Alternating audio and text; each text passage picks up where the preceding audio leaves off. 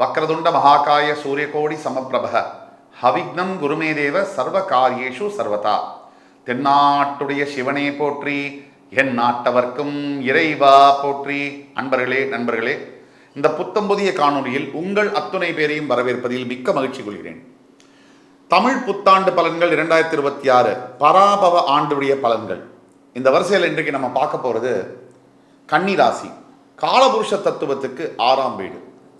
இந்த கன்னிராசியை பொறுத்த வரைக்கும் மனக்கவலைகள்லேருந்தும் தனக்குள்ளேயே உள்ளுக்குள்ளேயே குமரி கொண்டிருக்கக்கூடிய விஷயங்கள்லேருந்தும் கன்னிராசி அன்பர்கள் இது வரைக்கும் வெளியில் வரல. போராத குறைக்கு இப்போ 6இல் ராகு, 7இல் கண்டக சனி, குரு பகவான் 10இல் சஞ்சாரம் செய்யக்கூடிய குரு ஜூன் 2லேருந்து 11ஆம் இடத்திற்கு வரப்போகிறார். 12ஆம் வீட்டில் கேது. இந்த நிலையை பொறுத்து இந்த கன்னிராசி நேயர்களுக்கு பல மாற்றங்களை எதிர்பார்க்கக்கூடிய இந்த தமிழ் புத்தாண்டு பராபவ ஆண்டு. எல்லா கன்னிராசி நேயர்கள், கோடான கோடி கன்னிராசி அன்பர்கள், அவங்க மனசெல்லாம் ஒரு கேள்வி இருக்கு. எங்களுக்குன்னு வாழ்க்கை இருக்கா? காலம் போகுது, கிரகம் மாறுது, எங்க வாழ்க்கையில எந்த ஒரு மாற்றங்களும் பார்க்க முடியல. என்றைக்காவது ஒரு நாள் எங்க லைஃப்ல சேஞ்ச் வரும் அப்படிங்கிற நம்பிக்கையில தான் நாங்க வாழ்ந்துட்டு இருக்கோம். இதுக்கெல்லாம் பதில் கிடைக்குமா இந்த ஆண்டு? இந்த கேள்விக்கான பதிலை தெரிஞ்சுக்கணும்னா இந்த வீடியோவை முழுசா பாருங்க. உங்க ஃப்ரெண்ட்ஸ், ஃபேமிலிஸ் அண்ட் ரிலேட்டிவ்ஸ்க்கு ஷேர் பண்ணுங்க. எல்லாத்தையோட ரொம்ப முக்கியம் என்ன அப்படின்னு நம்ம பார்த்தோம்னா, இந்த வீடியோவில் நம்ம பேசக்கூடிய எல்லா விதமான கருத்துக்கள், அதாவது கன்னிராசி அன்பர்களுக்கு இப்போ என்ன நடக்குது, இனிமேல் என்ன நடக்க போகுது, என்ன செய்யணும், எதை செய்யக்கூடாது, பரிகாரங்கள் என்ன, இந்த வீடியோவில் நம்ம பேசக்கூடியதெல்லாம் பொது பலன்கள். உங்களுடைய பிறப்பு ஜாதகம் அதுதான் 70% வேலை செய்யும். இந்த கோச்சார ரீதியான பலன்கள் 30 முதல் 40% வேலை செய்யும்.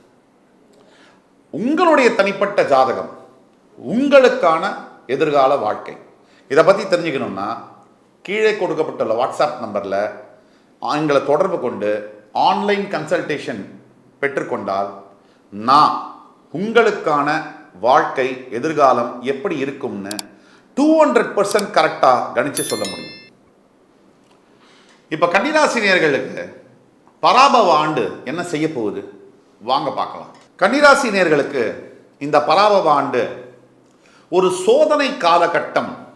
தொடங்கும் போது, முடியும் போது அல்ல, தொடங்கும் போது. இதை ஒரு திரைப்படத்தில் கூட பாடல் வரிகள் வரும். உலக வாழ்க்கை பயணம் அது தொடங்கும் போது முடியும், முடியும் போது தொடங்கும் அப்படின்னு வரும். உண்மையிலேயே இயற்கையில் எந்த விஷயத்தை நம்ம வாழ்க்கையில் நம்ம சேஸ் பண்ணுறோமோ அந்த விஷயம் ஓடி போயிட்டே இருக்கும். எந்த விஷயத்தை நம்ம விட்டு விலகிறோமோ அந்த விஷயம் நம்மளை சேஸ் பண்ணிக்கிட்டே இருக்கும். இப்போ நான் சொன்னதை உங்கள் நிஜ வாழ்க்கையில் நீங்கள் அனுபவிச்சிருந்தீங்கன்னா கமெண்ட் பண்ணுங்கள். உண்மையான விஷயம். நம்ம எதையாவது ரொம்ப பொண்டாட்டியை ரொம்ப பின்தொடர்ந்து போனால், ஒரு உதாரணத்துக்கு நம்ம அதைத்தானே பேச முடியும். பொண்டாட்டி நம்மளை சட்டை பண்ணவே மாட்டா. அதே புருஷனை நம்ம ரொம்ப அன்பு காமிச்சு மரியாதையாக ரொம்ப பண்ணோம்னா அந்த புருஷன் நம்மளை கண்டுக்க மாட்டான். கொஞ்சம் சற்று விலகி இருந்தால் அந்த உறவு சூப்பராக இருக்கும். கன்னிராசி நேயர்களுக்கும் இந்த சோதனை காலகட்டங்கள் ஏப்ரல் மாதம்லேருந்து மே மாதம் வரைக்கும் இருக்கு.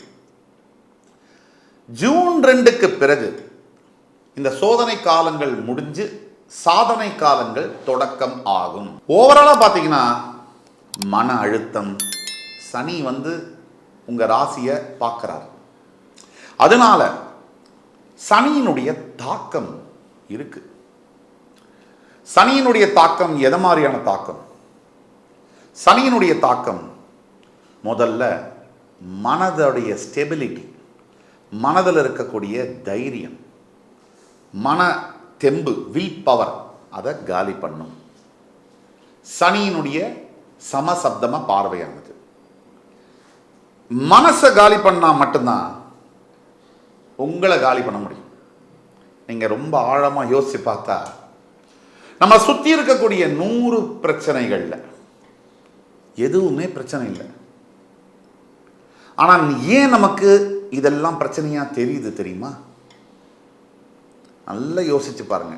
மனதில் வரக்கூடிய பிரச்சனைகள் உங்களை சுற்றி இருக்கக்கூடிய 150 பிரச்சனைகளாக இருந்தாலும் அது எல்லாமே பிரச்சனைகளே அல்ல. எதுவுமே உங்க மனசு ஒத்துக்காத வரைக்கும், அந்த தாக்கத்தை அந்த மனசு ஃபீல் பண்ணாத வரைக்கும், உணராத வரைக்கும் பிரச்சனையே இல்லை. நல்ல ஆழமாக நான் சொல்கிறத நிதானமாக யோசிச்சு பாருங்க. ஒரு உதாரணத்துக்கு, இந்த உடம்பு பிறந்தோம், வாழ்ந்தோம், இறக்க போகிறோம், ஒரு நாள் போக போகுது. இதுவே நிரந்தரம் இல்லை அப்படிங்கிற போது, எது நம்ம உடலே நிரந்தரம் இல்லை அப்படிங்கிற போது, நம்ம மனசில் எதெல்லாம் பிரச்சனையாக வருதுன்னு சொல்லட்டுமா? இங்கே தனியாக வந்தோம், தனியாக போகிறோம். இங்கே எதுவுமே இல்லாமல் வந்தோம். உண்மையை சொல்லுங்க, எதுவுமே இல்லாமல் தானே போகிறோம், இல்லை எதையாவது எடுத்துகிட்டு போகிறோமா? எப்படி வந்தோம்? நிர்வாணமாக வந்தோம். எப்படி போகிறோம்? நிர்வாணமாக போகிறோம். இந்த இடைப்பட்ட வாழ்க்கையில் மனம் இந்த வாழ்க்கையை ஆட்சி செய்கின்றது. இந்த கன்னி ராசிக்கு ஏன் சொல்கிறேன் இப்போ, ரொம்ப முக்கியமானது நண்பர்களே, கவனிச்சு கேளுங்க. சனியினுடைய பார்வையானது மனதை ஆட்சி செய்ய போகிறது, மனதை ஆக்கிரமிக்க போகிறது. அப்போ என்ன பண்ணுவோம்? நம்மளுடைய கணவனோ மனைவியோ காதலனோ காதலியோ இல்லை வேற எந்த உறவுகளோ நல்ல பழகிட்டு உயிருக்கு உயிரா நேசம் பாசம் எல்லாம் காட்டிட்டு சட்டுன்னு விலகிறாங்கன்னு வச்சுக்கோங்க. அப்போ அந்த மனசு கடந்து துடிக்குது. ஒருத்தருக்கு துடிக்கல, ஒருத்தருக்கு துடிக்குது. சில சமயங்களில் அது ஆண், சில சமயங்களில் அது பெண். 2 பேருக்கும் துடிக்குதா? சத்தியமா இல்லை. நாடகம், பாசம் அன்புங்கிற நாடகம் நமக்கு பிடிக்குது, நம்ம நம்புறோம். அதே மாதிரி கன்னிராசி அன்பர்களுக்கு இந்த பராபவ ஆண்டில் முதல் 2 மாதங்கள் உறவுகள் மீதான நாடகங்கள் நடக்கும். என் உயிரே நீதான், பிரிவு, பிரேக்கப். நீ இல்லைன்னா வாழ முடியாது, பிரிவு, பிரேக்கப், இதெல்லாம் நடக்குது இல்லையா? இதுலேருந்து நம்ம கற்றுக்கொள்ளக்கூடிய பாடம் என்னென்னா, வாழ்க்கை நிரந்தரமற்றது. ஆக நம்ம வாழ்க்கை பயணத்தில் பல கேரக்டர்ஸ் உள்ள வருவாங்க, விதவிதமான ரோல்ஸை அவங்க பண்ணுவாங்க. அப்பாவா அம்மாவா ஆரம்பித்து, சகோதர சகோதரிகள் பிரதர் சிஸ்டர்ஸில் ஆரம்பித்து, டீச்சர்ஸு, ஃப்ரெண்ட்ஸு, லவ்வர்ஸா, ஹஸ்பண்டா, ஒய்ஃபா, குழந்தைகளா, பல கேரக்டர்ஸில் வருவாங்க. ஒன்று மட்டும் நிச்சயம், இந்த எல்லா கேரக்டர்ஸுமே ஒரு நாளில் நிரந்தரம் இல்லாமல் நம்மளை விட்டு போக நேரிடும். இது எல்லார் வாழ்க்கையிலும் இருக்கக்கூடிய சிமிலாரிட்டிஸ். ஆனால் எல்லாரும் என்ன நம்புகிறோம்? இவங்க நம்ம கூடவே வரப்போகிறாங்க, இவங்க நம்ம கூடவே இருக்க போகிறாங்க, அப்படி தானே நம்புகிறோம். அதை தான் கன்னிராசிக்கு சொல்கிறேன். அடுத்து வரக்கூடிய 2 மாதம் எந்த ரிலேஷன்ஷிப்லையுமே நீங்கள் கவனமாக இருக்கணும். கர்ணம் தப்புனா மரணம். யார் மேலேயாவது அன்பு பாசம் பந்தம் ரொம்ப ஓவராக வச்சிங்கன்னா, take it for granted from me, அவங்க ஒரு நாள் உங்கள் மனசை காயப்படுத்திட்டு விலகிடுவாங்க. அப்போது இது ரொம்ப முக்கியம், எப்போவுமே முக்கியம். இப்போ இந்த 2 மாதம் ரொம்ப முக்கியம். உங்களை சுற்றி ஏதோ எல்லாரும் கங்கணம் கட்டிக்கிட்டு உங்களை எதிர்க்கிற மாதிரியான ஒரு சூழ்நிலையை நீங்கள் ஃபீல் பண்ணுவீங்க. பயப்பட வேண்டாம். யார் ஒருத்தரை எல்லாருமே எதிர்ப்பாங்க? இப்போ தமிழக வெற்றி கழகத்துடைய தலைவரை ஏன் எல்லாரும் எதிர்க்கிறாங்க? அவரையும் எல்லாருமே எதிர்க்கிறாங்க. ஏன்னா அவர் புதுசாக அரசியலுக்கு வராரு, அவர் பக்கம் நிறைய மக்கள் இருக்காங்க, அதனால நிறைய எதிர்ப்பு அவருக்கு இருக்கு. நீங்கள் சவால்களை நேருக்கு நேர் எதிர்கொள்ள நேரிடும், பயப்படவே வேண்டாம். படையப்பால் வர வசனத்தை தான் நான் சொல்ல போகிறேன், புதுசாக ஒன்றும் சொல்ல போகிறதில்ல. படையப்பா ஆட்சியே அவங்கள்ட்ட இருக்கேப்பா, அந்த ஆண்டவனே நம்மக்கிட்ட இருக்காண்டா அப்படின்னு சொல்லுவார். அதுதான் நீங்கள் இப்போ யோசிக்கணும். வேலையிலேருந்து எதுவும் மாறாதீங்க.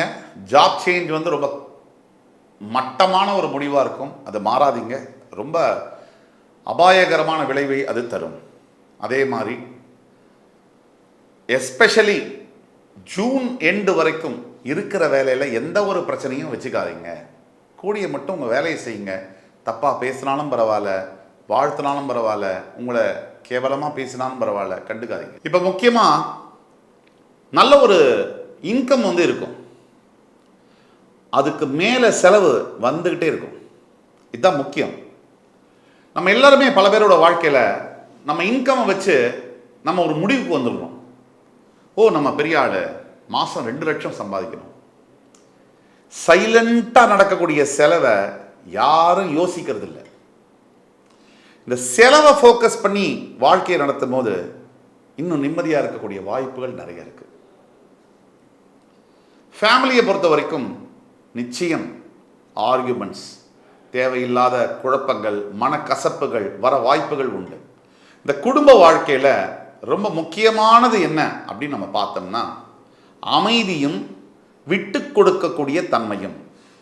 இப்போ ஒரு கணவனை மனைவியோ மனைவியை கணவனோ ஜெயிச்சு ஒன்றும் ஆக போகிறதில்ல.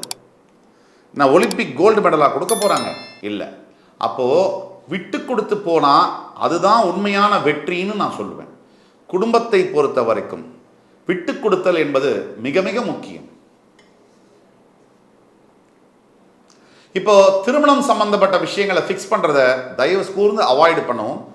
அதே மாதிரி முக்கிய முடிவுகள், திருமணம் சார்ந்த முடிவுகள், காதலிச்சிட்டு இருக்கீங்க, திருமணம் இருந்தாலும் கூட முக்கிய முடிவுகளை தயவு கூர்ந்து அவாய்ட் பண்ணவும். ஸ்டூடெண்ட்ஸை பொறுத்த வரைக்கும் கன்னிராசி நேயர்களுக்கு ரொம்ப அற்புதமான காலகட்டங்களாக இருக்குது, ப்ராஸ்பெக்டிவாக இருக்குது. நீங்கள் நினச்ச கோர்சஸ்ஸு, நீங்கள் நினச்ச இன்ஸ்டிடியூஷனில் நல்லா படிக்கக்கூடிய தன்மைகள் எல்லாமே இருக்குது. ஆனாலும் அவசரமாக எதையும் கையாளக்கூடாது. டிஸ்ட்ராக்ஷன் என்பது கூடாது. படிக்கக்கூடிய இந்த காலகட்டத்தில் தேவையில்லாத நட்பு, தேவையில்லாத உறவு, இதெல்லாம் தவிர்ப்பது மிக மிக நல்லது. ஓவர் திங்கிங் அவாய்டு பண்ணி செல்ஃப் கான்ஃபிடன்ஸ், தன்னம்பிக்கையை நீங்கள் மெயின்டைன் பண்ணீங்கன்னா உங்களுக்கு இது இந்த காலமே ஒரு பொற்காலமாக அமையும். நிறைய ஸ்ட்ரெஸ் இருக்கும், தூக்கத்தில் நிறைய பிரச்சனைகள் இருக்கும், நிறைய உடம்புல வலி சார்ந்த பிரச்சனைகள் இருக்கும், ஓய்வில்லாத மாதிரி டயர்டாக ஃபீல் பண்ணும், இதெல்லாம் இருக்கும். சனி பகவானுடைய தாக்கத்தினால சமசப்தம பார்வை, அதனால இதெல்லாம் இருக்கும். இருந்தாலும் ஒரு சர்டைன் ஸ்டேஜுக்கு அப்புறம் இந்த பிரச்சனைகள்லாம் மாறப்போகுது.